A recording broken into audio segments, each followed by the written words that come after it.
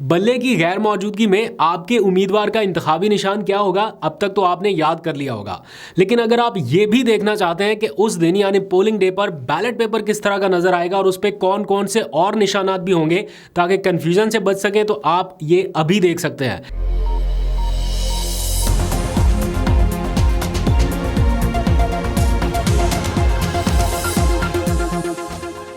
बिस्मिल्लाहिर्रहमानिर्रहीम, अस्सलाम वालेकुम। पाकिस्तान और दुनिया भर में देखने और सुनने वालों को अब्दुल कादिर का सलाम। तो जनाब, अब इंतखाबात में सिर्फ 9 दिन का काउंटडाउन बाकी रह गया। ऐसे में सियासी पारा हाई है और बाकी जमातें थोड़ी ठंडी हैं, लेकिन पीटीआई की चढ़ाई है। तो कल की मुल्क की रैलियों के बाद अभी तक आफ्टर शॉक्स का सिलसिला जारी है। कौमी मीडिया आपको दिखाए ना दिखाए, नेशनल मीडिया इसे रिपोर्ट करे ना करे, लेकिन आलमी मीडिया एक बार फिर इसे रिपोर्ट कर रहा है, अपनी हेडलाइंस बना रहा है। ग्राउंड पर सिर्फ पीटीआई दिखाई दे रही है और बाकी जमातें जो हैं वो इश्तिहारों का सहारा ले रही हैं। आज के अगर आपने अखबार देखे हो तो खबरें गायब हैं, सिर्फ इश्तिहारात ही हैं उन सियासी जमातों के। वो भी कुछ ही देर में आपको दिखाता हूँ। लेकिन ओवरऑल अगर कल से अब तक की बात करूँ तो कोई सैकड़ों के करीब कारकुनान गिरफ्तार हुए, पीटीआई के दर्जनों नए मुकदमा दर्ज हो चुके। लेकिन इसके बावजूद ऐसा लग रहा है कि लोग आखिरी 9 दिन का जो काउंटडाउन है या 9 दिन का खेल है, इसके मुकाबले के लिए पूरी तरह तैयार है। कल से अब तक कोई दर्जनों क्लिपिंग्स वायरल हुई हैं जो मैंने देखी हैं और बहुत ही ज़बरदस्त उसमें मनाज़र नज़र आ रहे हैं। लेकिन जो क्लिपिंग देखने का मज़ा है वो मियाँ वाली के 2 नौजवानों का जो मोटरसाइकिल पर मुकाबला कर रहे हैं, पीछे पुलिस है।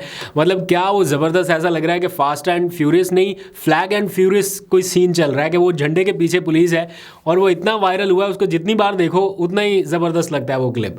तो इसमें किसी की कोई तज़हीक नहीं है, लेकिन स्टिल जिस तरह से चेज़ किया जा रहा है झंडे के पीछे, तो वो बहुत ही अमेजिंग क्लिप लगा अभी तक का। वो मुझे याद आ गया, उस क्लिप को देख के एक नौजवान को खैबर पख्तूनख्वा में पुलिस वालों ने गिरफ्तार किया तो वो गाड़ी की छत में से निकल के हाथ में तस्बीह पकड़ी रही, वो जैसे भागा वो भी बड़ा ज़बरदस्त था।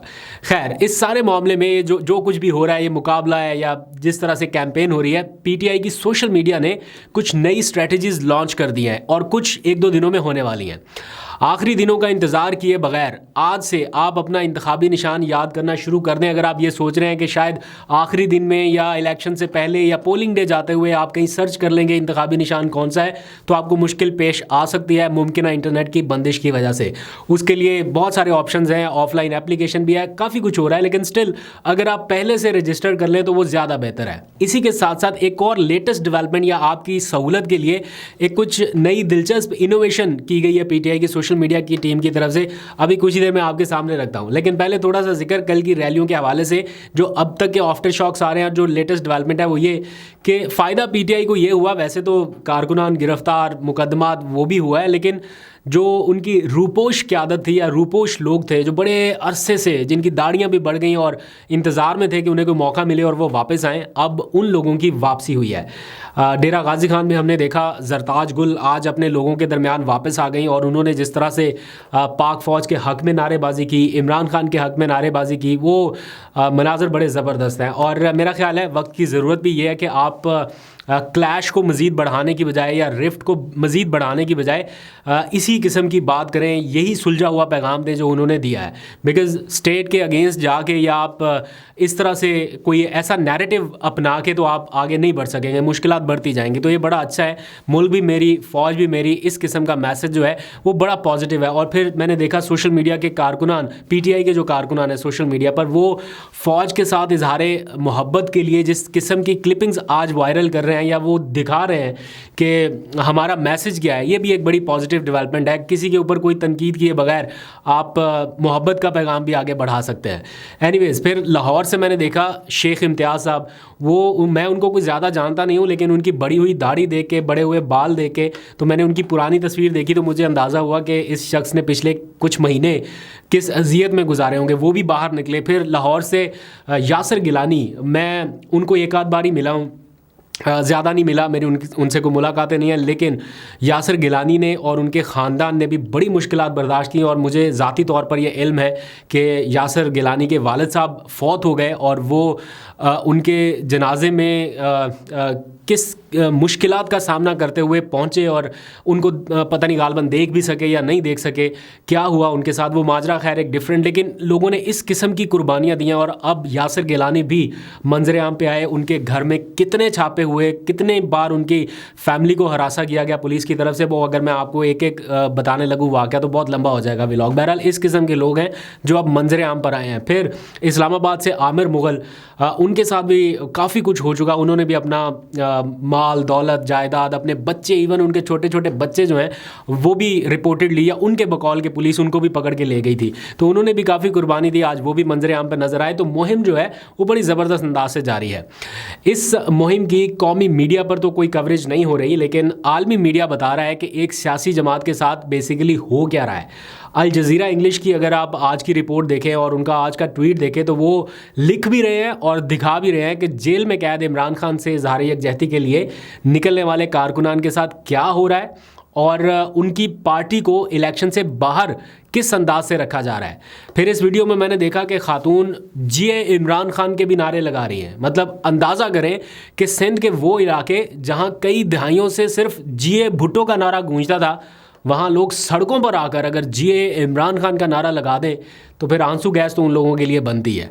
खैर, मैंने आज चीफ जस्टिस काजी फायज़ ईसा साहब को ये कहते हुए भी सुना कि बुनियादी हक तो हम दिलवा कर रहेंगे, अल्लाह करे ऐसा ही हो। किस केस में कहा और आज की क्या अदालती कार्रवाई रही, कुछ उसके ऊपर भी बात करनी है, थोड़ी देर में करता हूँ। आज मिलिट्री कोर्ट्स की समाअत करने वाला जो बेंच है वो भी टूट गया है और कुछ अहम केसेस थे, आज के पूरे दिन की वो कार्रवाई भी रखूँगा। लेकिन पहले ज़रा सा जिक्र पीटीआई की आज की डिजिटल इलेक्शन स्ट्रेटजी के हवाले से। उन्होंने एक वेबसाइट लॉन्च की, उसका बैकअप लॉन्च किया, फिर एक तीसरी वेबसाइट लॉन्च की, लेकिन कुछ वेबसाइट्स बंद होने के बाद उन्होंने एक ऑफलाइन एप्लीकेशन भी आपके लिए मुतारिफ़ कराई, मैंने उसका भी जिक्र कर दिया था। अब इस ऑफलाइन एप्लीकेशन के बाद पीटीआई के वॉलंटियर्स ने एक और दिलचस्प काम किया है। azadvote.com के नाम से एक वेबसाइट जो है वो इस अंदाज से बिल्ड की गई है जिसमें आप इंतखाबी निशान के साथ साथ आप अपना पूरा बैलेट पेपर भी देख सकते हैं कि उस दिन जब आप इलेक्शन के लिए वोट डालने पोलिंग स्टेशन जाएंगे तो बैलेट पेपर किस तरह का नज़र आएगा, उस पर आपका जो या पीटीआई का जो उम्मीदवार है उसका निशान कौन सा होगा और साथ और उम्मीदवार के नाम और निशान कौन से होंगे। तो आपको बड़ा आसान होगा ये जज कर पाना कि आपने किसको वोट डालना है।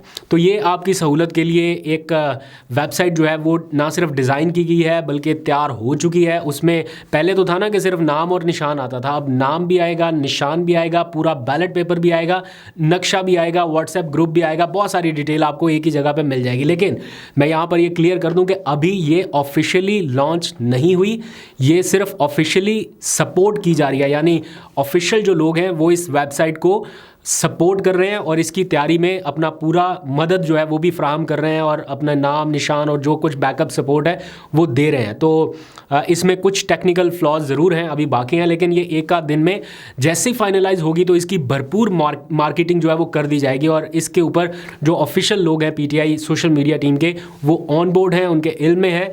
और मैंने ख़ुद ये ऑब्ज़र्व किया कि जो ऑफिशियल लोग हैं वो चाहते हैं कि जितनी जल्दी ये वेबसाइट मुकम्मल हो जाए उतनी जल्दी इसकी मार्केटिंग जो है वो शुरू कर दी जाए, क्योंकि अब दिन कम रह गए हैं। तो इसलिए आपके लिए बड़ी सहूलत हो जाएगी, नक्शा वगैरह भी, व्हाट्सएप ग्रुप भी, सब कुछ आपको इसी में मिल जाएगा।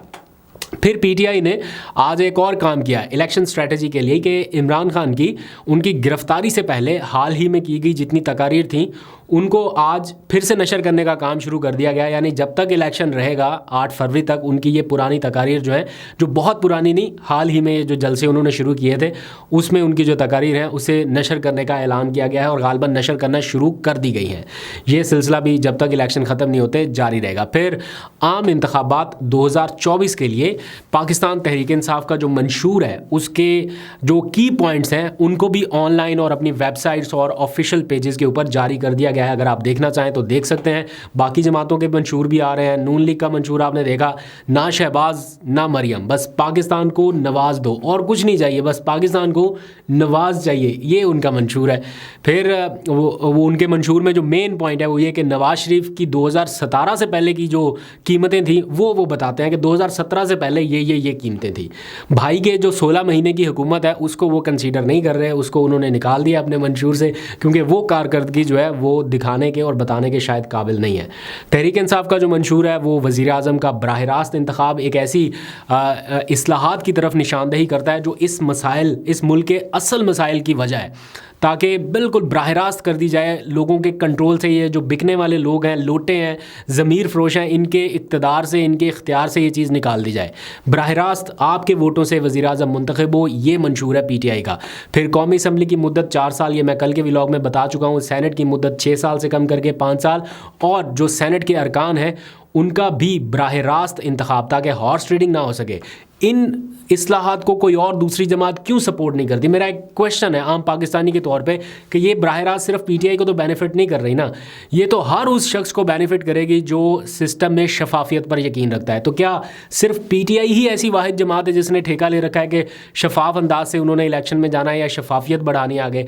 क्यों शो ऑफ हैंड के ज़रिए नहीं होता? क्यों ये ज़मीरों की मंडियाँ लगती हैं? क्यों इसका तदारुक नहीं अब तक हो सका? या क्यों किसी सुप्रीम कोर्ट ने या किसी हाई कोर्ट ने इसके ऊपर अभी तक ऑब्जर्वेशन देके पाबंदी नहीं लगा दी कि जनाब खुफिया राय शुमारी नहीं होगी? क्योंकि खुफिया राय शुमारी से मंडियां लगती हैं और अवाम के वोटों का सौदा बीच चुराए होता है।